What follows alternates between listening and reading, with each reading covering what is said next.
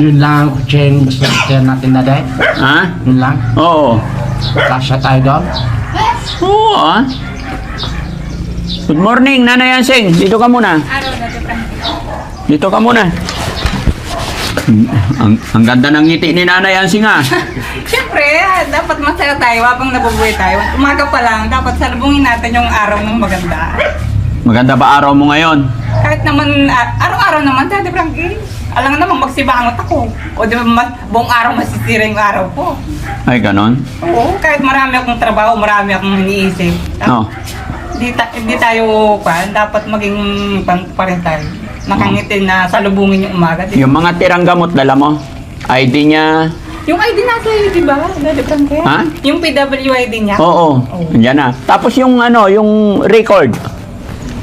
Yung record. Yung card niya nandito Yeah. sa akin. Ito. Yan lang? Hindi. Okay na yan? Okay.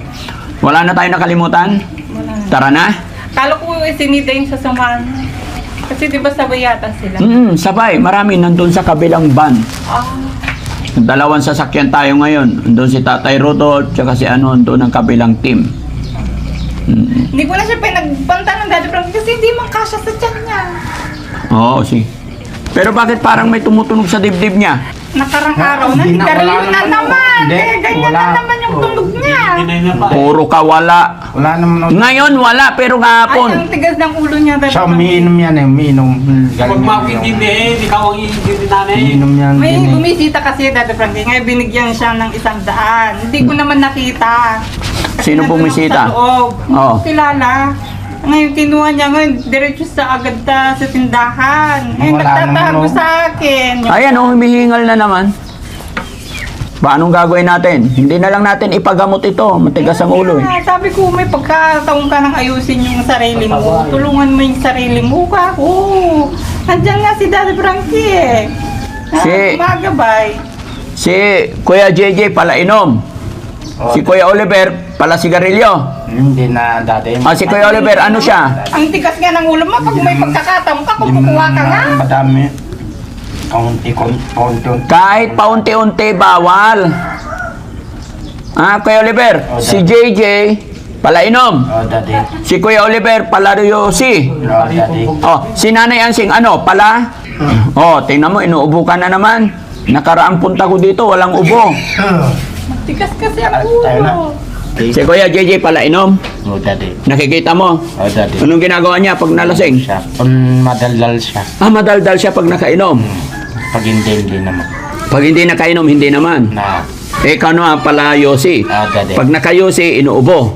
Dati. Hmm. Paminsan-minsan na nang dati. Si Nanay Ansing, ano, pala? Alahingi. Palahingi. Loko yung Nanay Ansing na yan pagsabihan mo, wag na masyado palahingi. Huwag kang masyadong huminga, nakakahiya. Nakakahiya. Nahihiya ka rin ba pag nagpalahingi si Nanay Ansing? Daddy. Sige, alis na tayo. Baka kung saan pa mapunta tong usapin na to. Daddy. Nag-almusal na kayo? Nag-almusal na kami, Daddy. Pinakain ko siya Daddy Frankie. Nagprito ako ng tuyo sa itlog. Bakit nakita ko kumakain siya sa baso na may kape? Ni si siya ang kumakain. Kumain. Sige. Dito ka ba natulog? Hindi, Daddy, doon. Hindi pa. Kasi wala pang mga kama. Nilakad ko na Daddy Frankie. Yung kuryente. Nilakad ko na. Very good. Ang galing. Basta, laban lang ha.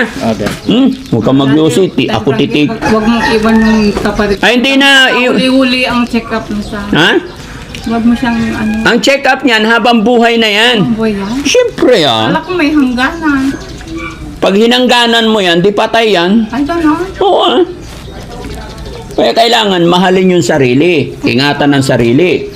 Huwag magpuyat para hindi magkasakit. Hindi naman siya nagpupwede, Daddy Frankie. Matulog din, maaga. May sigarilyo lang. Tigas na. Iwasan yung sobrang... Paminsan. Makinig ka para maganda yung kalusugan mo. Bawal magpuyat. Kumain ng masustansya. Bawal din kumain ng sobra. Higit sa lahat, bawal magyosi. Daddy. Bawal mag-inom ng alak. Kasi pag hindi ka titigil pag inom ng yosi, si Daddy Frankie ang titigil magpunta sa'yo. Daddy. Gusto mo ba yon? Hindi na, Daddy. Hindi.